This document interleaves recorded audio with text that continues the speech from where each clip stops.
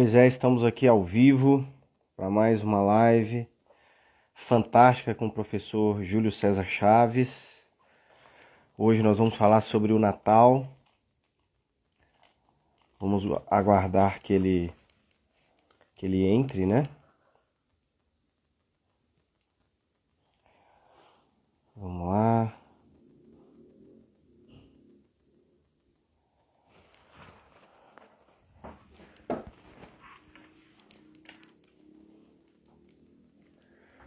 Vamos lá, vamos lá.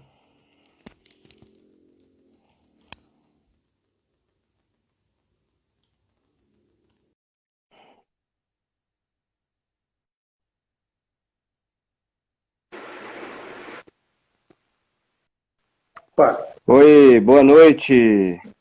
Olá, boa noite. Tá me vendo e me ouvindo? Tô te ouvindo. Vou aumentar um pouquinho aqui. Que tá Tô uma. te vendo. Ah, tá me ouvindo bem? Me vendo bem? Tô te ouvindo bem. Tá um temporal aqui, mas tô te ouvindo bem. Você não tá escutando o barulho da chuva, não? Olha, não. Então Tô o meu escutando fone é não. bom. É, com certeza. Então, vamos lá. Acho que vamos só esperar um pouquinho, né, alguém chegar, né, o pessoal começar a Tá ok. entrar aí. Aí eu vou fazer uma breve apresentaçãozinha, né? Bem, essa live é a live de encerramento, né, do ano. E vamos ter aí a grande oportunidade, né, e o prazer de estar novamente com o professor doutor Júlio César Chaves, né, especialista em história antiga. E vamos falar sobre o Natal, né, sobre as questões históricas do Natal. E eu acho que basicamente é isso, né? Você quer falar alguma coisa, Júlio? Não, só reiterar que, mais uma vez, é um prazer muito grande estar aqui com você, né, nessa live. É uma grande oportunidade, né? E é isso. Não, muito bom. Vamos lá, então. Ah, muito se fala, né, Júlio, sobre o Natal, sobre o nascimento de Jesus Cristo, se ele nasceu dia 25 de dezembro, né, se a igreja escolheu essa data aleatoriamente, enfim. Existem várias propagandas, talvez, né, principalmente contrárias, né, e talvez até lendas, né, mitos propagandísticos que a gente escuta por aí, que nós vamos falar na live, né, você vai poder esclarecer tudo certinho. A primeira pergunta que eu gostaria de fazer, que é, assim, ela é bem histórica, né, e eu acho essa pergunta, assim, interessantíssimo, né, nos evangelhos se comenta do recenseamento, né, quando bem lá, logo, acho que, se não me engano, o Evangelho de São Lucas, né, diz que justamente José foi para Belém, né, por conta, para fazer esse recenseamento, e ele deveria ir para a cidade dos seus antepassados, né, como ele era descendente de Davi, né, e etc., ele foi para Belém. E aí, a primeira pergunta é essa, né, já que nós estamos rastreando o nascimento de Cristo, né? Tentamos entender o que é o Natal, né? E a partir de fatos históricos, é possível provar, há evidências de que no reinado, né, de Augusto houve esse recenseamento? Então, vamos começar. Então, primeira coisa, a gente precisa fazer um apanhado aí, né, das nossas fontes primárias, né? Quais são as nossas fontes primárias?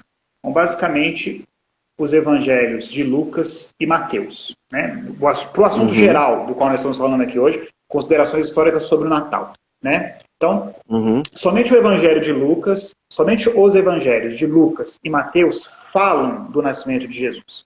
Marcos e uhum, João não falam do nascimento, não falam do Natal.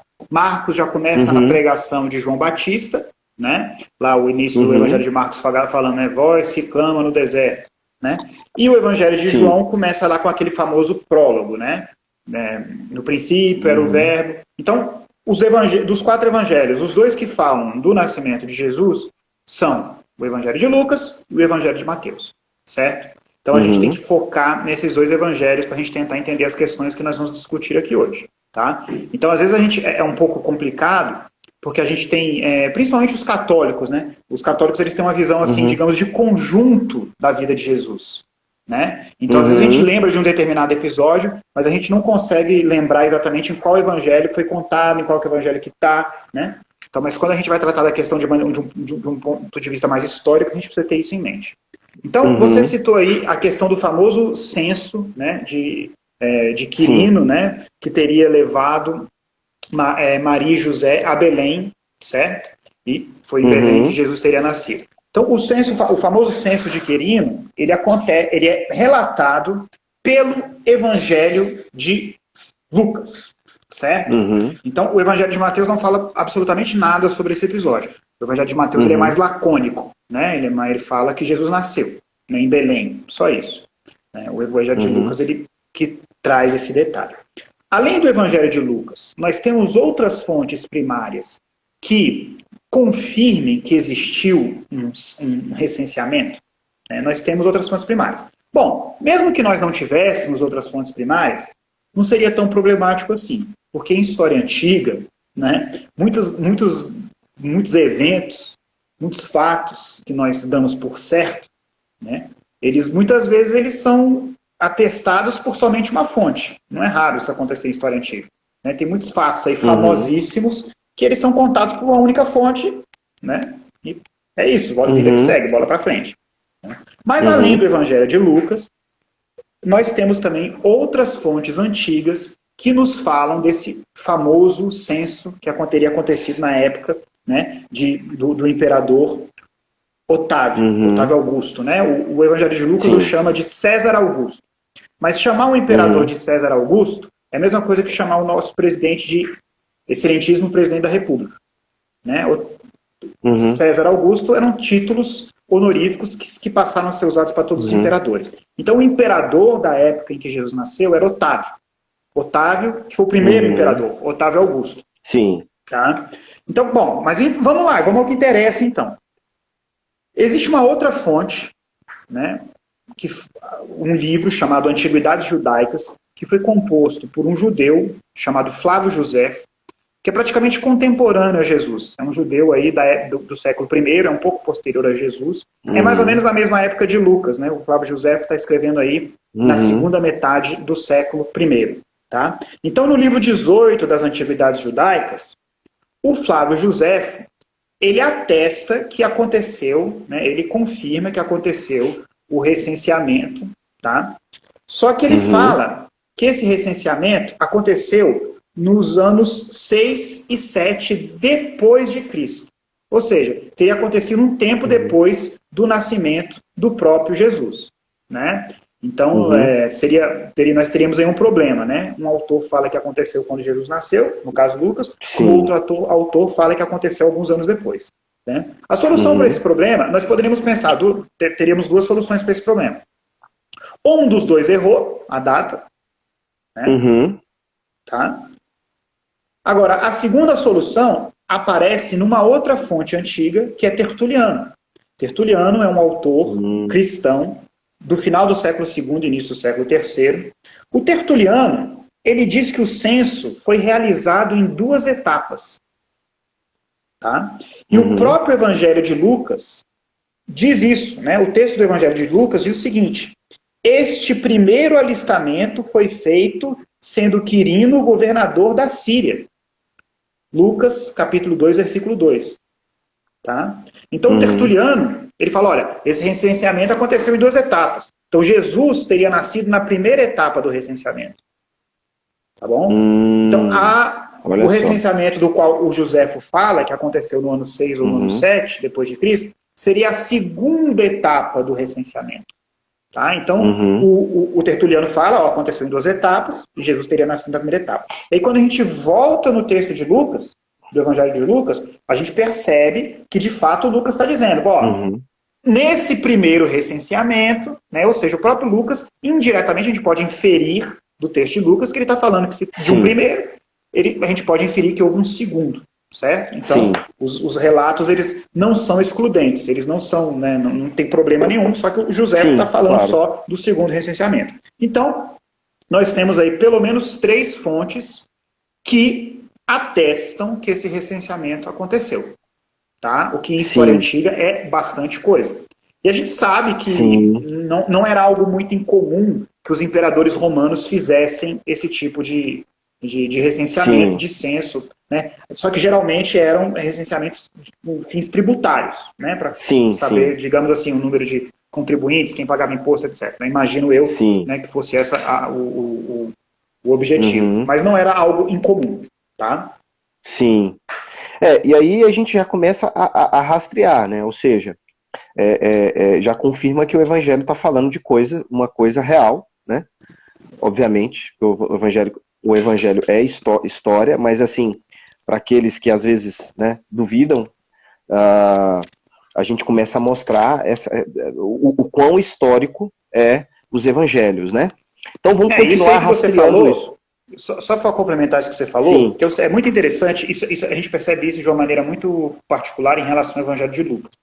O Evangelho de Lucas, ele é um evangelho que segue o método historiográfico da antiguidade. Ele segue, digamos assim, o padrão dos historiadores, né? Nós tivemos historiadores na antiguidade já, né? Heródoto, Tucídides, Plutarco, né? Tantos outros, né? O próprio Flávio Josefo, que eu já citei aqui, era um historiador, né, de origem judaica. Então, Lucas, ele segue o método historiográfico. Tá? Qual é o trabalho do historiador? O trabalho do historiador é investigar o passado, ir atrás das fontes para poder escrever sobre o passado. É interessante até que eu dou uma aula para os meus alunos de história antiga, que é a história da Grécia, eu dou uma aula para eles sobre historiografia. Eu falo das características da historiografia grega e tal. E aí, no final da aula, sem falar para eles que é isso, eu leio para eles o prólogo do Evangelho de Lucas. Né? Então, o prólogo do Evangelho fala, olha só, aqui, vamos ler um trecho aqui, depois eu falo para vocês o que é. Eu leio para eles o prólogo do Evangelho de Lucas, que é o seguinte. Visto que muitos já tentaram compor uma narração dos fatos que se cumpriram entre nós, conforme nos transmitiram os que, desde o princípio, foram testemunhas oculares e ministros da palavra, a mim também pareceu conveniente, após acurada investigação de tudo desde o princípio, escrever-te de modo ordenado, ilustre Teófilo, para que verifiques a solidez dos ensinamentos que recebeste. Aí eu repito, olha aqui, que esse cara está falando que ele fez? Ele fala que ele fez uma investigação acurada de tudo. E que depois escreveu, de acordo com a investigação que ele tinha feito.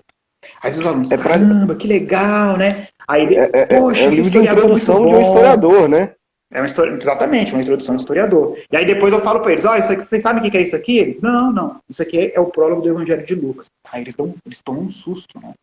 Então, o Evangelho de Lucas, de maneira específica, ele se prontifica, digamos assim, a seguir o método historiográfico, né, dos historiadores da antiguidade. Tá? Olha, cara, isso aí é sensacional. Sensacional e interessantíssimo, né? Muito interessante. Mas, então, a partir disso, né, aí vem uma grande questão, né? Todo o nosso calendário é antes e depois de Cristo, né? A gente pode rastrear e saber o ano em que Jesus teria nascido? É possível isso? É possível nós termos uma ideia quase exata do ano em que Jesus nasceu.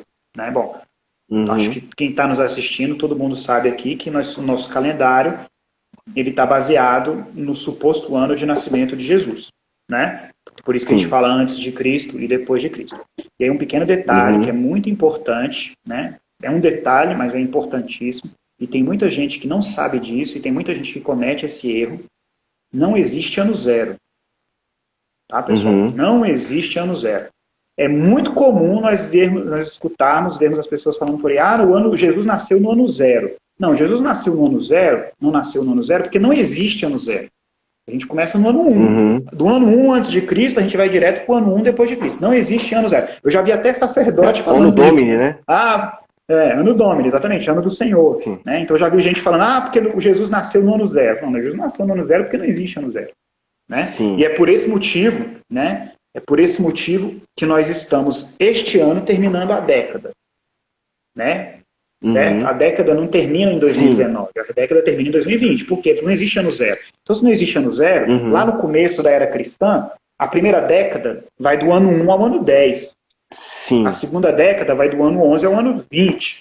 O século I, ele vai do ano 1 ao ano 100. O século II vai do ano 1 ao ano...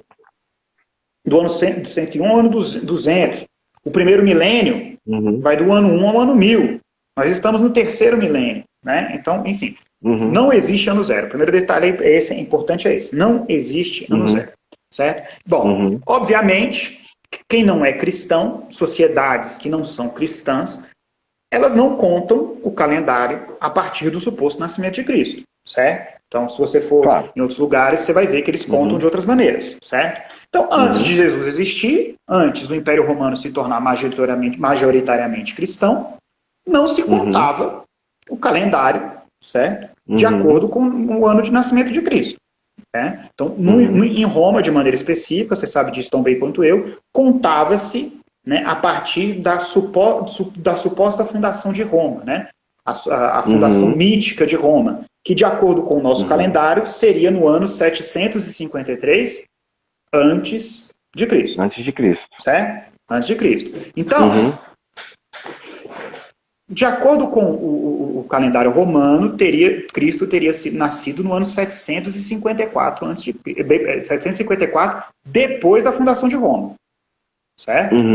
Então, bom, até o século VI se contava ainda no Império Romano de acordo com o calendário romano, de acordo com o ano de fundação de Roma. Até que no século VI, um monge grego chamado Dionísio Exíquo, tá? Ele resolveu tentar calcular o ano que Jesus teria nascido. Aí ele resolveu calcular. E aí, o que ele usou para calcular? Ele usou para calcular mais ou menos o que nós usaríamos para calcular hoje. Certo? Ele usou as informações que nós encontramos nos evangelhos. Certo? Então ele foi lá e viu, né, que Jesus nasceu no ano de um recenseamento, né, que tinha sido feito quando Quirino era o governador da Síria, no ano tal, do reinado do imperador tal, certo? Mas, obviamente, ele não tinha acesso, tá, a mesma quantidade de informações históricas que nós temos hoje. Então, o Dionísio, ele errou a data, o cálculo dele, certo? Ele errou o cálculo dele. Esse que é o erro dos 4 anos? Esse que é o erro dos 4 anos. Ah, tá? 3 ou 4 anos. Era essa? Então, na verdade, Cristo nasceu 3 ou 4 anos antes de Cristo. Né? Então, por isso, porque o Dionísio, 3 ou 4 anos antes de Cristo. Né? Então, a gente não pode também cobrar muito do pobre do Dionísio, né? Ele fez a conta dele aí há 1.400 anos atrás, no século VI. Ele não tinha ele até foi bem, né? Ele foi bem. Exatamente, ele até foi bem. Ele errou por pouco. Ele errou por muito pouco. Né? Ele está de parabéns, exatamente. Ele errou por muito pouco. Né? Então, o fato Júlio, uma mas pergunta. Eu tenho só uma coisa aqui. Até o século VI, então não se usava esse calendário, usava-se o calendário romano. Usava-se o calendário romano, de maneira geral, usava-se o calendário romano. Usava-se a contagem dos anos romanos. Né? Um pequeno parênteses aqui, né? Você sabe que minha especialidade é o cristianismo egípcio, né? Os cristãos egípcios, eles não contam a partir, até hoje eles não contam a partir do nascimento de Jesus, né? Eles contam, o calendário deles é contado a partir do início do reinado do imperador Diocleciano, que foi o último imperador que perseguiu os cristãos. Então eles chamam de Ano dos Mártires. A perseguição de Diocleciano foi a mais dura, a mais sangrenta perseguição aos cristãos realizada pelo Império Romano. E ela foi particularmente violenta no Egito. Foi tão violenta, foi tão marcante no Egito, que os cristãos egípcios passaram a contar os anos deles não a partir do nascimento de Jesus, mas a partir do início do reinado de Diocleciano, que foi exatamente o imperador que mais perseguiu cristãos. né? Mas enfim, então a partir do Dionísio, né, passou aí a ideia pegou, né? Então foi pegando a ideia de se contar os anos a partir do nascimento de Jesus, né? Mas ele cometeu esse pequeno errinho aí na conta, né, no cálculo dele. Então, muito provavelmente, historicamente, Jesus nasceu aí 3 ou 4 anos antes de Cristo, né? Por causa do erro. Da data padrão. Antes da data padrão. Que, repito, não é o ano zero, porque o ano zero não existe. Sim. Tá? Ótimo, muito bom, hein? Interessantíssimo também essa história aí dos cristãos egípcios, né? Então, aí, agora vamos entrar na polêmica, né? Vamos entrar, digamos assim, e vamos ver como é que a gente pode rastrear historicamente o 25 de dezembro. Então, afinal, Jesus nasceu dia 25 de dezembro, nós podemos rastrear essa data, né? E aí eu já vou antecipando, não sei, a gente pode dividir na verdade essa questão em vários pontos, né? Foi uma data propriamente inventada pela igreja, a igreja arbitrariamente colocou 25 de dezembro. Enfim, é possível descobrir a data do aniversário de Cristo, né?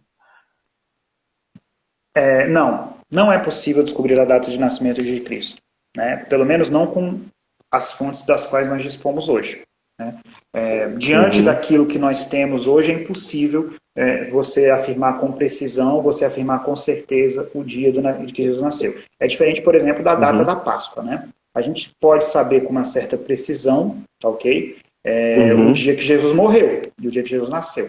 A gente pode saber isso, porque é uma data, nós temos muito mais informações históricas a respeito da morte de Jesus do que em relação ao seu nascimento. Então, é possível que Jesus tenha nascido no dia 25 de dezembro? É possível, mas extremamente improvável. Tá? Extremamente improvável se nós levarmos em conta, por exemplo, o relato do Evangelho de Lucas, que é o relato mais completo sobre o nascimento de Jesus. Então, aqui no Brasil, no hemisfério sul, o mês de dezembro é o início do verão.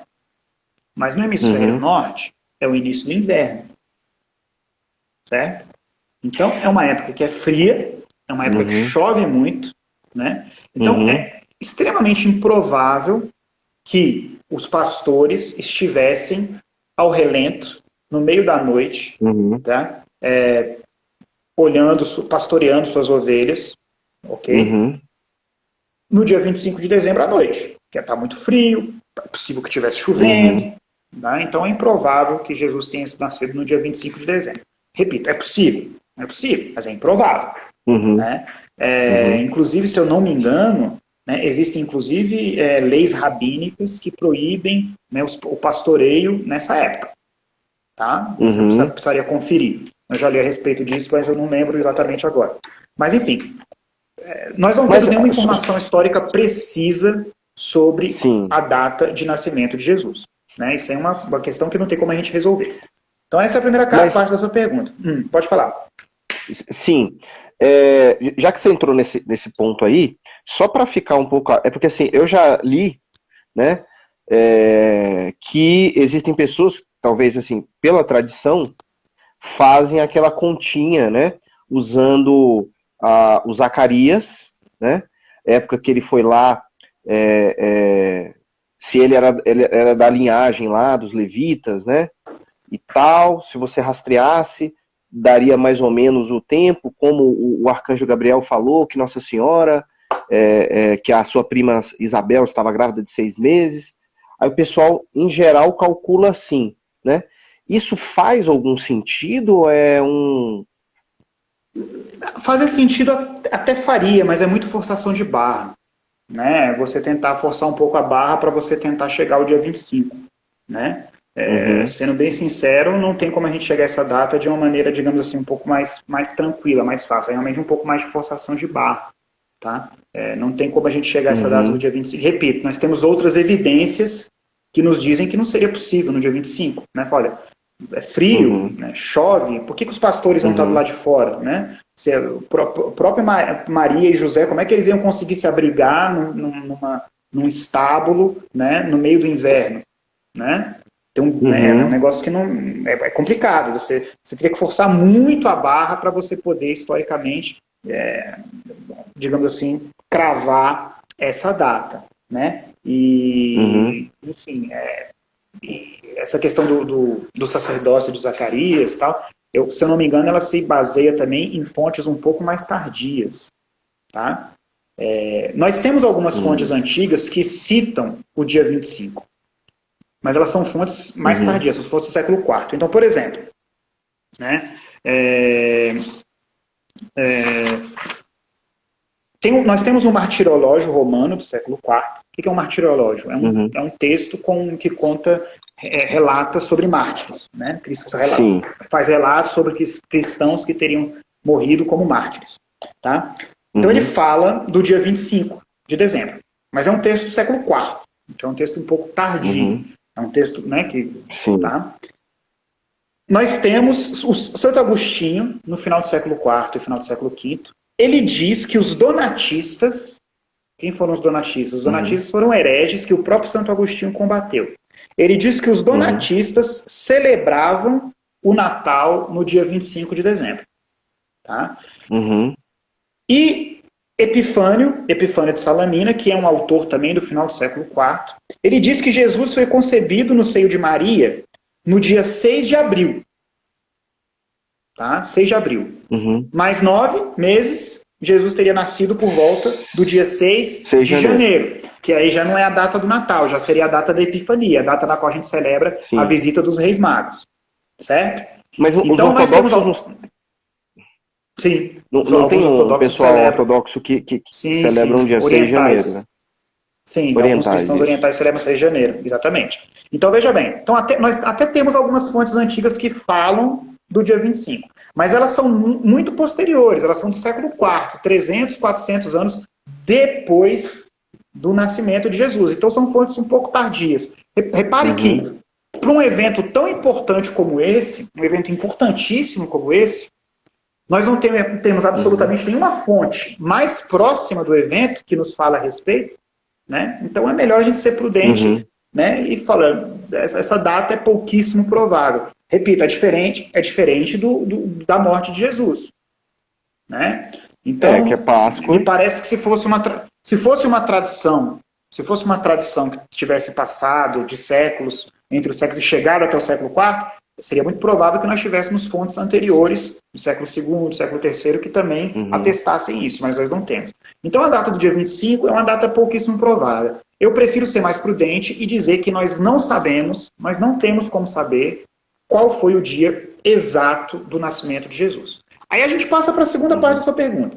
Então, por que se comemora o nascimento de Jesus no dia 25 de dezembro?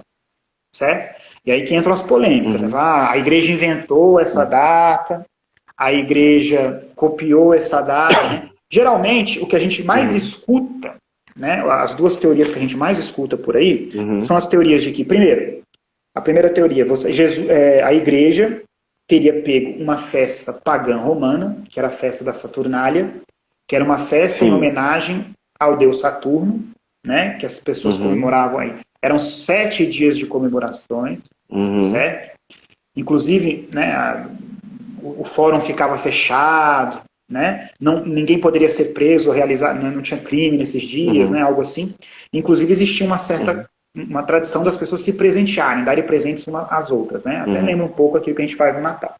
Né? Então, com o tempo, à medida que o império foi se cristianizando, as Saturnálias deixaram de ter um sentido e foram sendo substituídas pelo Natal. Então, como não se sabia exatamente quando que Jesus tinha nascido, então começou-se a comemorar o nascimento de Jesus por volta do dia 25 de dezembro, em substituição à Saturnália, né, porque o império estava deixando de ser pagão e se tornando cristão. Essa é uma das teorias. A outra teoria, né, tem a ver com uma festa que foi instituída pelo imperador Aureliano em 274. Em 274, o imperador Aureliano instituiu a festa do Solus Invicti, né? Natalis Solis Invicti, né? Uma festa que celebrava a invencibilidade do Sol, né? O Sol invicto. O que isso quer dizer? Bom, lembrando que aqui no hemisfério sul, essa época é o início do verão. Mas no hemisfério norte, essa época é o início do inverno. Então você tem o famoso solstício, né, de verão. Aqui, e no norte você tem o famoso solstício de inverno. O que é isso? É o dia mais curto do ano. Certo? É a noite mais longa do ano. Geralmente é por volta do dia 21 de dezembro. Né? Não cai sempre no dia 21 de dezembro. Mas é o momento exato que lá começa o inverno. Então, esse dia é o dia mais curto do ano. Aqui no Brasil, a gente não percebe muito essa diferença, porque a gente está muito perto do Equador. Né? Agora, quanto mais longe do Equador você está, mais você percebe essa distância. Então, se alguém já teve a oportunidade de ir ao inverno, aos Estados Unidos, ao Canadá, à Europa, percebeu que lá no inverno os dias são muito curtos. Né? Lá onde eu morava, no Canadá, 3h30, 4 horas da tarde já estava escuro. Né? Então, qual era o sentido dessa festa? Era celebrar a invencibilidade do Sol. Né? Mesmo no dia mais curto do ano, o Sol aparecia. Né? Então, né, o Sol era invicto, ele não podia ser derrotado, né? Mesmo pela noite mais longa do ano. Então, mais uma vez, né, à medida que o Império foi se cristianizando, esta festa de origem pagã teria sido ressignificada, teria sido retransformada. Então, os cristãos, que não sabem exatamente quando Jesus tinha nascido, começaram a celebrar o nascimento de Jesus e ressignificaram essa festa. Então, essas são as duas teorias mais conhecidas, certo? Mas nós temos também outras teorias. Nós temos teorias litúrgicas, que são as que eu gosto mais. Né? São as minhas prediletas. Não significa que sejam as corretas, mas são as que eu prefiro, são as que eu acho que fazem mais sentido. Tá? Então vamos lembrar aqui do Epifânio. Estão lembrados aqui do que eu falei sobre o Epifânio mais cedo? Eu falei que o Epifânio né, diz que Jesus teria sido concebido no seio de Maria no dia 6 de abril. Né? 9 meses depois, 6 de janeiro. Então, é possível que a comemoração do Natal, no dia 25, ela tenha um fundo litúrgico. Como assim? Bom, março é o mês que começa a primavera, no hemisfério norte. Aqui pra gente é quando está começando o outono. Certo? Sim. E a primavera é o quê, pessoal? A primavera é a época, né, da vida. É a época que a vida renasce. Certo? As flores nascem, né? A época de acasalamento dos animais. Certo? E Jesus é a primavera dos povos.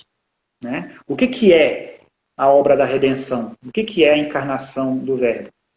É o renascimento da humanidade. Certo? Então, vamos ver se você lembra. Você lembra, Rafael? Qual é o dia na liturgia católica que a gente celebra a encarnação?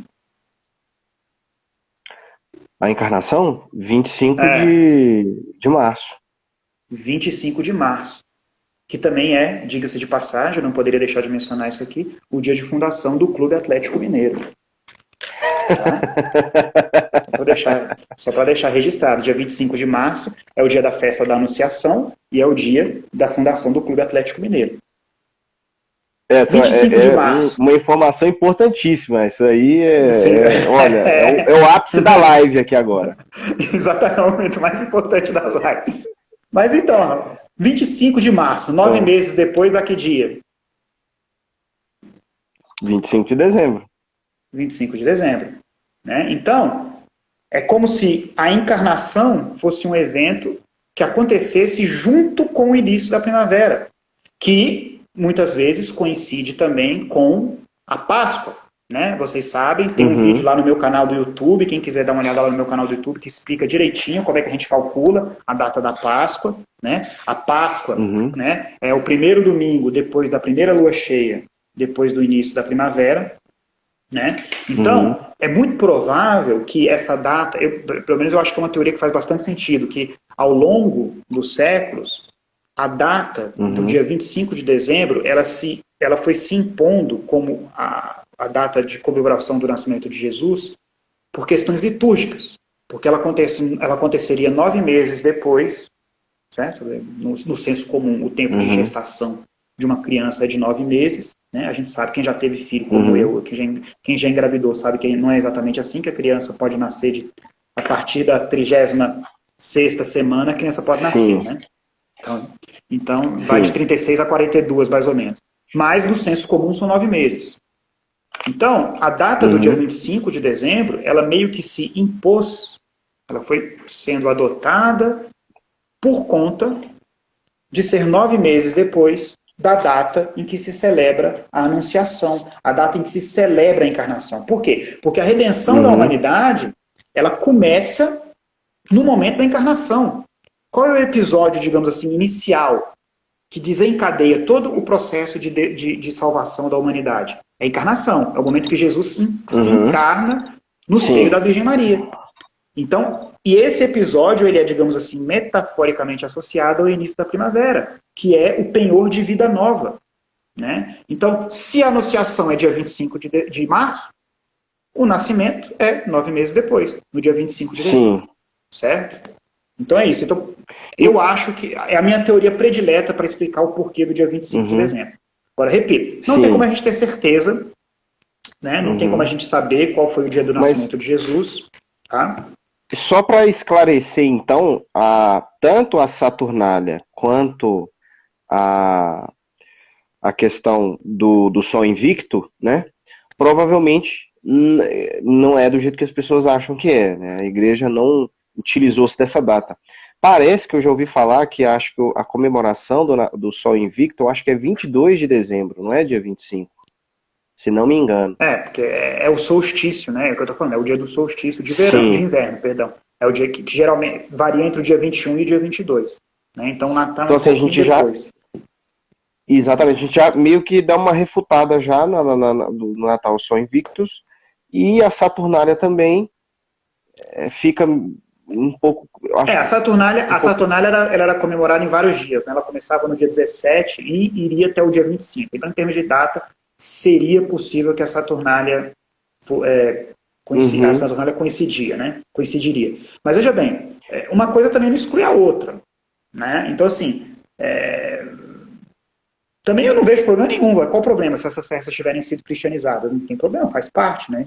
Como o próprio Império Romano passou por um processo de cristianização, né? Agora, não foi algo arbitrário. Se foi isso que aconteceu, né? Se foi isso que aconteceu, não aconteceu de maneira arbitrária. A igreja não chegou e falou, pronto, então agora está todo mundo proibido de celebrar a Saturnália, e para proibir todo mundo de celebrar a Saturnália, a gente vai inventar agora do nada aqui que Jesus nasceu no dia 25 de dezembro. Não foi isso que aconteceu. Seria muito ingênuo para a gente pensar que isso vai acontecer, que foi isso que aconteceu. Se a celebração do nascimento de Jesus foi, digamos assim, uma ressignificação dessas festas, isso aconteceu de maneira gradual, de maneira natural, aos poucos. Não foi algo que aconteceu de maneira arbitrária, que veio de cima para baixo. Né? Agora, é possível que alguns digamos assim, dos elementos dessas festas, digamos assim, tenham permanecido na celebração do Natal? Sim, é possível. Como eu falei, na Saturnália era comum que as pessoas trocassem presentes entre elas, que a gente faz hoje no Natal. Sim. Isso não tem problema nenhum. Qual o problema das pessoas trocarem? Amanhã eu vou dar um presente para os meus filhos, né? Eu vou ganhar presente, faz parte. Né? Isso aí não tem problema nenhum. Né? Em outras culturas, né, em outros países, né, o dia dos presentes é o dia dos Reis Magos, é o dia da Epifania, né, que faz uma referência ao fato dos Reis Magos terem dado presentes ao menino Jesus. Tá? Então, assim, mas são todas teorias, nós não temos nenhuma fonte que, digamos assim, que diga, que bata o martelo e diga, o Natal é uma reapropriação das Saturnálias, o Natal é uma reapropriação do Solis Invicti, né? Então, a gente são teorias, né? Mas repito, se foi de fato isso que aconteceu, eu prefiro a teoria litúrgica, né? Eu pessoalmente prefiro a teoria litúrgica, mas quem preferir, digamos, a teoria da Saturnália ou a teoria do Solis Invicti, né? Tem que ter só um pouco de, digamos assim, de parâmetro para entender que isso não aconteceu do dia para a noite, não foi de forma arbitrária, né, que foi algo como uma reapropriação que aconteceu de maneira gradual. Tá? Sim. Da mesma forma como, agora, só completando, da mesma forma como, por exemplo, a própria Páscoa. A Páscoa não é uma festa cristã, propriamente dita. A Páscoa é uma festa judaica. Que, digamos assim, que a partir da morte e da ressurreição de Cristo, foi ressignificada. Né? Como Pentecostes. Pentecostes não é uma festa originalmente cristã, é uma festa originalmente judaica, que foi ressignificada pelo cristianismo. E tantos símbolos que nós usamos hoje, no Natal, são símbolos que foram ressignificados pelo Natal. A árvore de Natal, a coroa do Advento, né? Então, enfim, é absolutamente depende normal, de como você as olha, pessoas né? as pessoas tentam criar polêmica onde não há polêmica. Tá? Sim. É claro que, por exemplo, as festas, tanto a Páscoa, porque nós acreditamos que o Cristo sendo o Verbo, é a própria sublimação, né, e realização daquilo que os profetas disseram, né? A figura de Jesus está toda no Antigo Testamento, né? O Antigo Testamento que se revela no Novo, e o Novo é a chave de interpretação do Antigo. Então, é só um modo onde você enxerga, né? Porque é a sublimação, né? Do tudo, a Páscoa, a passagem, né? A libertação do povo judeu e etc. E a libertação, se ali foi a libertação, depois Jesus vai nos libertar do pecado, né? E assim vai, né? Então é muito interessante, eu acho muito interessante isso, né? As figuras de Jesus no Antigo Testamento é muito interessante, né? Como os padres da igreja colocam.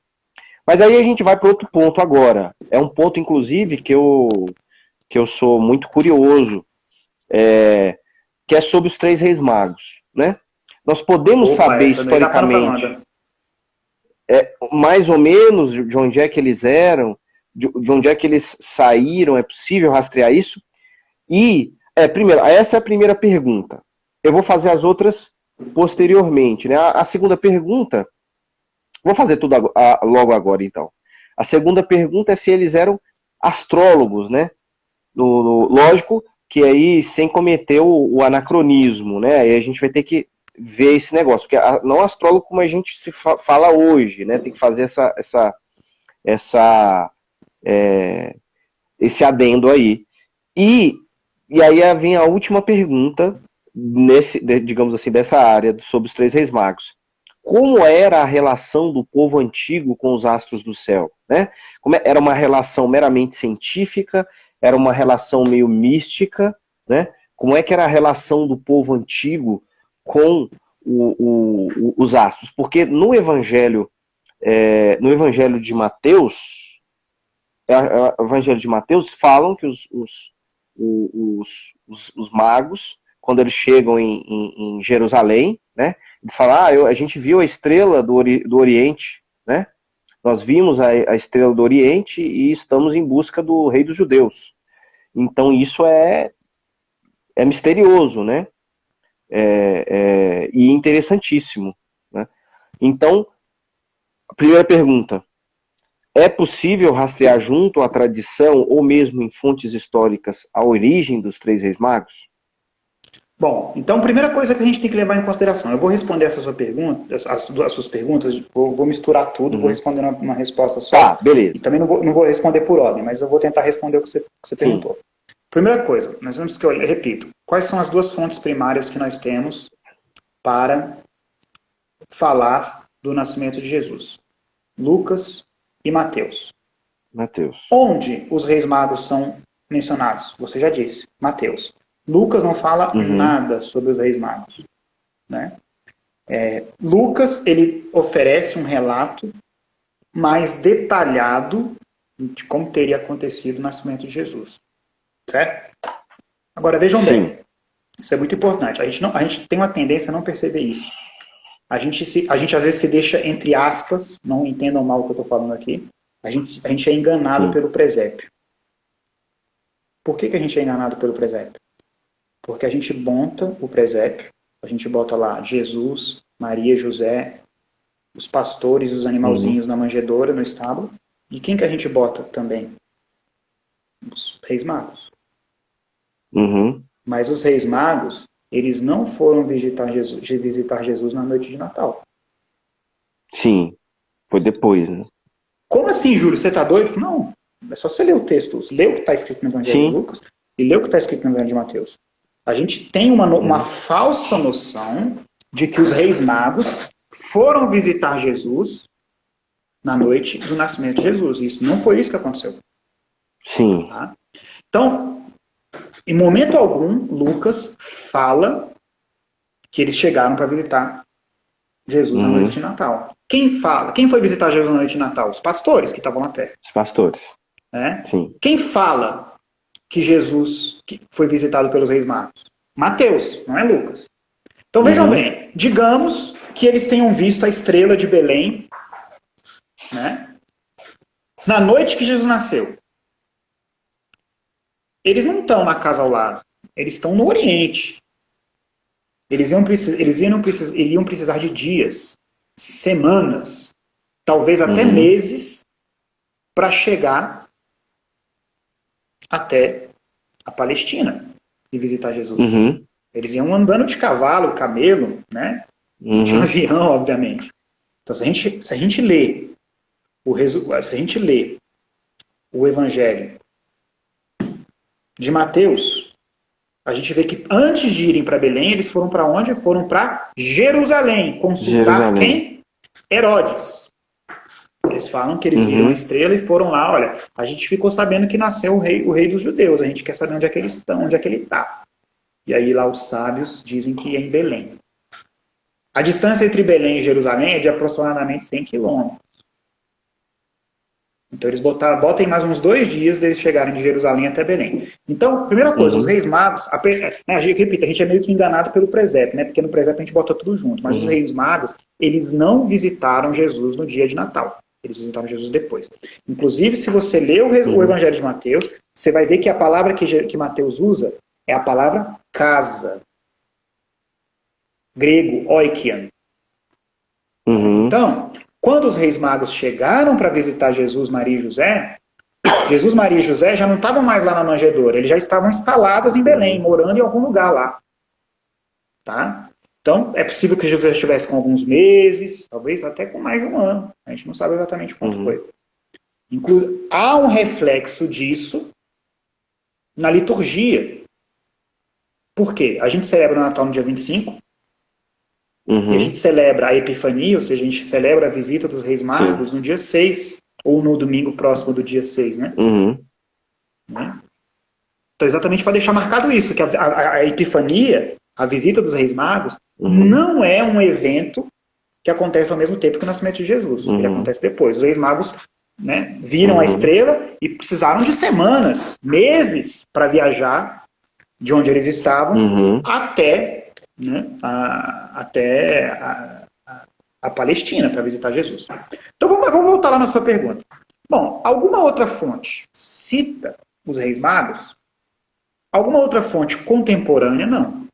Nós temos aí os Reis Magos citados em fontes posteriores, né? Nós temos aí, eles são citados em apócrifos, certo? Nós temos apócrifos aí do século VI, né? Nós temos aí um apócrifo, o apócrifo que cita o nome dos 3 reis magos, né, que nós conhecemos aí, nós chamamos de Melquior, Baltazar e Gaspar. Né? Melquior, Gaspar e Baltazar. Né? Esse nome aparece em apócrifo, num apócrifo um pouco posterior, do século VI, se eu não me engano. Tá?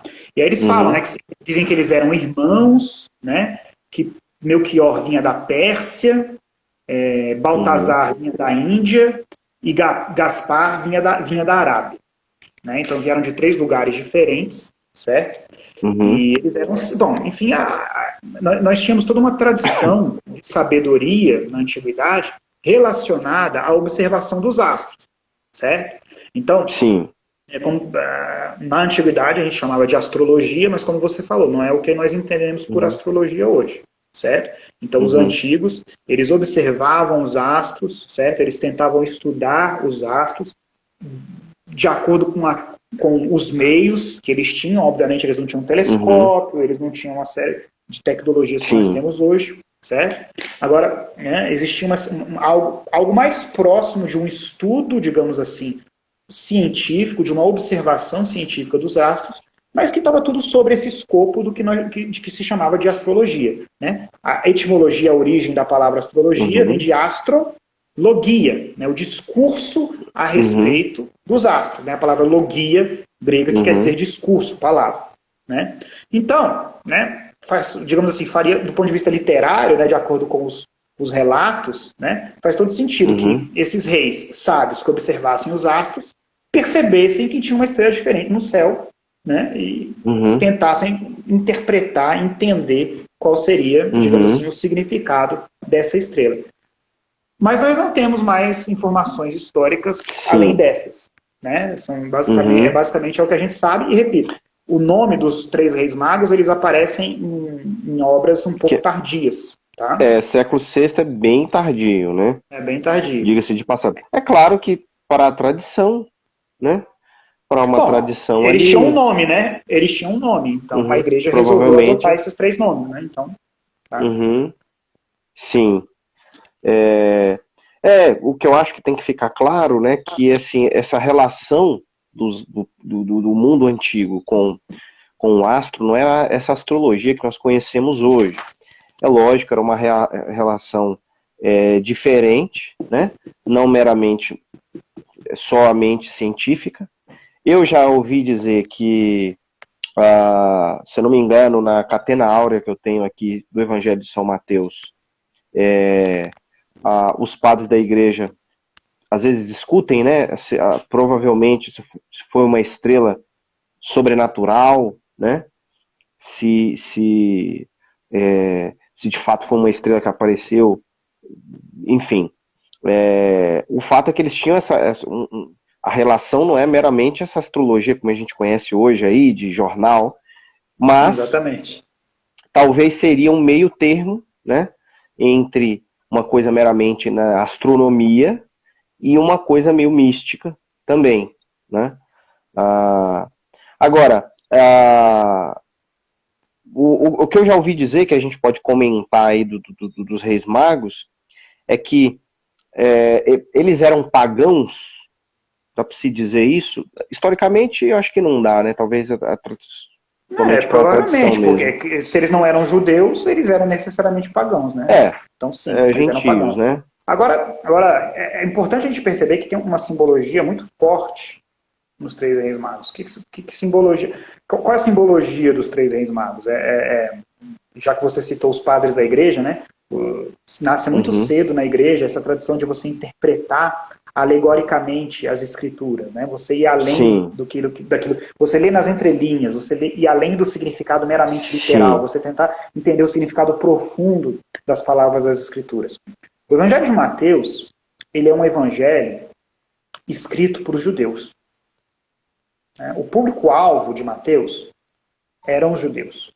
Então, por isso que a gente fala, por exemplo, que o Evangelho de Mateus tem um caráter midrástico, que significa interpretação das Escrituras. O tempo todo, Mateus está fazendo referências ao Antigo Testamento. Né? Ele fala, isso aconteceu para que se cumprisse as Escrituras. Né? Então, Mateus faz dos quatro evangelhos, é o que mais faz referências ao Antigo Testamento. Agora, só faz sentido você fazer referências ao Antigo Testamento se o público que te lê conhece o Antigo Testamento. Quem conhecia o Antigo Testamento melhor que os judeus? Então, o Evangelho de Mateus é um evangelho escrito para o público judeu. Agora, no relato de Mateus, quem são os primeiros a chegarem para adorar o Cristo? Estrangeiros. Não, mas não seriam os pastores? Não, os pastores estão no relato de Lucas. Sim. Tá? Então, Mateus, ele tá, digamos assim, enfatizando que, né, estão vindo gente de outros povos, pessoas de outros povos que não os judeus, para adorarem o rei dos judeus. O verdadeiro Deus, então, né? Então, isso é algo muito significativo. É uma simbologia muito forte. E a gente tem aquela história que a gente conhece que é famosa, né? Os 3 presentes que eles dão. Não são presentes aleatórios. Né? Quais são os 3 presentes que os 3 magos dão? Né? Incenso, ouro e mirra. Né? O incenso simboliza o sacerdócio de Jesus. Né? O incenso é utilizado na liturgia. O incenso simboliza o sacerdócio de Jesus. O ouro representa a realeza de Jesus. E a mirra, que era usado para embalsamar os cadáveres, representa a paixão e a morte redentoras de Jesus. Né? Então esse relato, né, às vezes você lê e fala, beleza, né, tá, vieram 3 reis magos, viram lá o bebezinho Jesus, brincaram um pouquinho com o bebê Jesus, deram uns presentinhos para ele, né, pô, José devia estar meio apertado lá, e tinha ouro, agora ele tinha um pouco de ouro, né, ia dar uma desafogada lá, ia ficar mais tranquilo e tal, né, pô, que legal. Não. Tem um significado profundo por detrás desse relato. Um significado muito profundo. Jesus, ele é o rei do universo. Ele é adorado por todos os povos, não só pelos judeus. Sim. Ele vem dos judeus, ele é judeu, mas ele nasceu para ser adorado por todos os povos. E os presentes que ele ganha são presentes que, digamos assim, enfatizam o papel sacerdotal dele, o papel real dele e a morte e paixão, a paixão e morte dele, que são, né, aquilo que são os responsáveis pela salvação da humanidade. Tá? Então, é uma passagem muito profunda. Né? Sim. E aí, logo depois, a visita dos Reis Magos, o que acontece, segundo o relato de Mateus? Logo depois da visita dos Reis Magos, a Sagrada Família foge para o Egito. E aí, mais um motivo para a gente saber que a visita dos Reis Magos não aconteceu na noite de Natal. Por quê? Porque se logo depois da visita dos Reis Magos eles fugiram para o Egito, como é que Jesus foi apresentado no templo?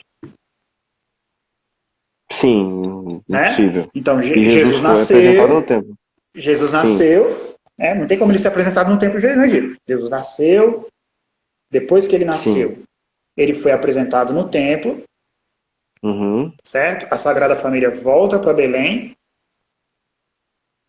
e aí sim, sei lá, semanas depois, meses depois, é que os reis magos teriam chegado para fazer a visita, certo? Então, nesse inteirinho entre o nascimento e a visita dos reis magos, por exemplo, Jesus foi apresentado no templo, certo? E aí, provavelmente, eles estavam em Belém, né? Porque se eles foram para Belém... Eles estavam em Belém. O relato de Mateus diz que eles estavam em Belém. Os reis magos foram para Belém.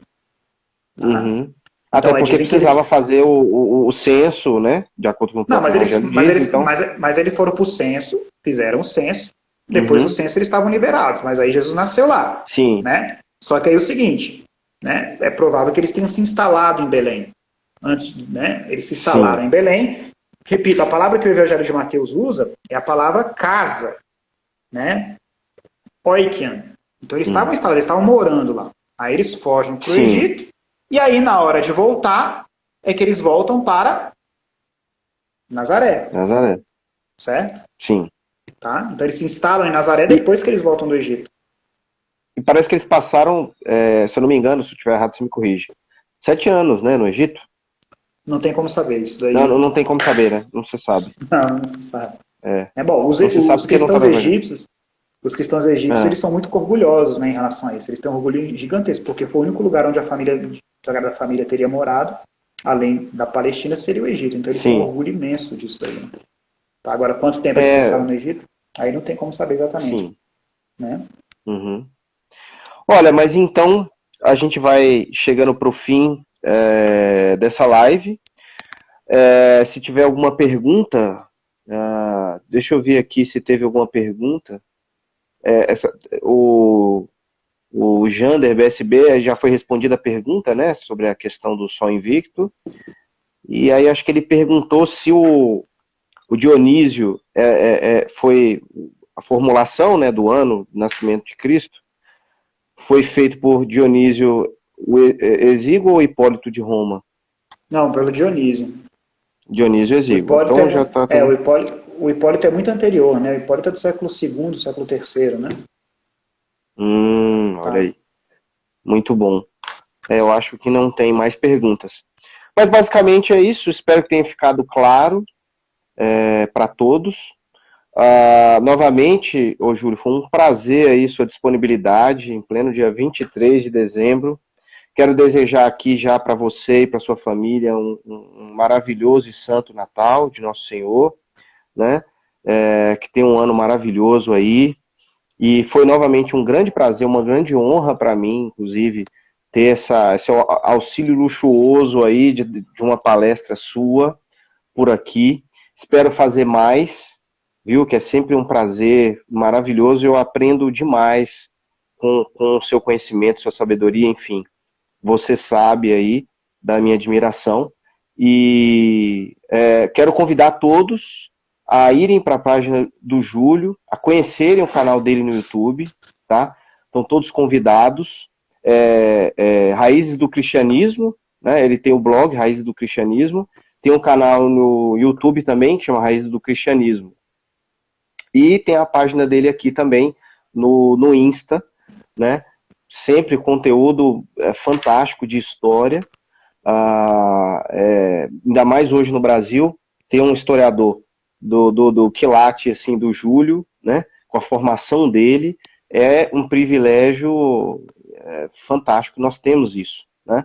Então, muito obrigado, Júlio, por tudo, e basicamente é isso. Se quiser falar alguma coisa, umas considerações Não, quero finais. agradecer, dizer que o prazer é meu, né? Para mim é muito legal estar aqui com você também. É uma honra estar aqui, né? Precisando é só chamar, né? Eu gosto muito de poder partilhar meu conhecimento, né? Claro, eu já faço isso com meus alunos, mas é bom hoje em dia a gente tem essas tecnologias que nos ajudam a chegar a cada vez mais pessoas. Então é bom a gente usar isso, né? A gente, digamos assim, ser útil, né? A gente não pode estudar só para ficar com conhecimento para a gente tem que ajudar os outros, tem que, né? Se tem gente que se interessa, se eu posso ajudar com aquilo que eu aprendi, para mim é um prazer muito grande. Então, sou eu que tenho que agradecer a vocês por vocês me darem a oportunidade de estar aqui com vocês, de partilhar meu conhecimento, de esclarecer as coisas, né, de ajudar as pessoas. Eu que tenho que agradecer. Né? Para mim é uma honra muito grande, é um prazer muito grande. Já falei para vocês isso, precisando, quiserem marcar outras lives, é só a gente combinar, né? A gente tem vários assuntos sobre os quais a gente pode falar, né? A gente fez a live sobre a Inquisição, estamos fazendo essa live sobre o Natal. O pessoal pode dar sugestões também aí, se quiserem dar assuntos. Isso, né? A gente vai...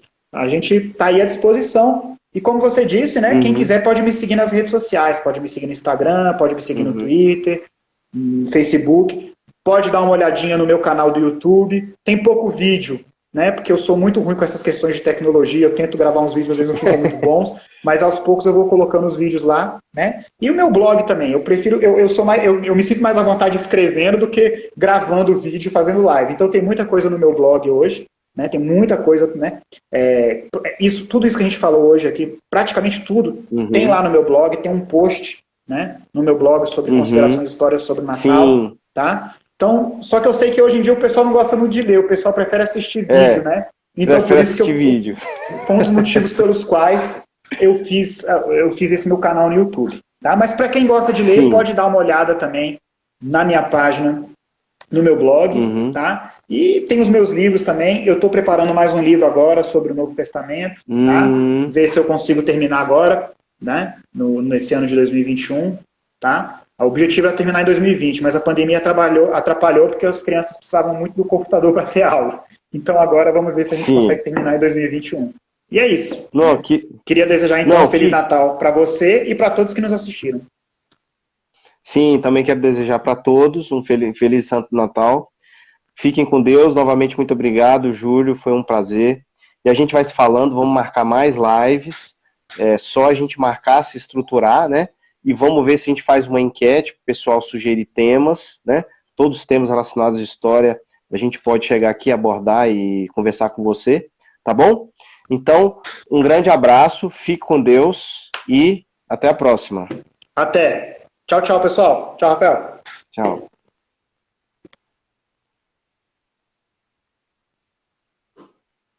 Deixa eu...